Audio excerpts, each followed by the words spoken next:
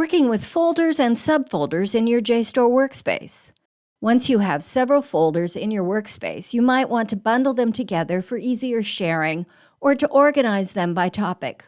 We are now viewing my folders in Gallery View in my JSTOR Workspace. I can bundle some of these folders together by making them subfolders of a parent folder. To create that parent folder, choose the Create Folder button near the top of the page. A pop-up box will appear where you can enter a folder name. I will call my folder AHA101 and then click on the Create button. That folder will then be displayed among my existing folders, but with 0 items in it.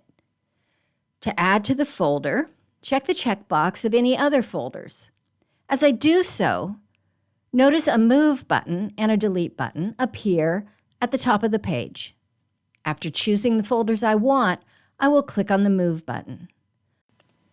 Once I click on the Move button, a drop-down menu appears, giving me a choice of folders to move what I have selected into. After choosing a folder, notice that I have another Move button after the list of my folders in that drop-down menu. I will now click on that. My AHA101 folder now contains those folders that we can now refer to as subfolders of AHA101.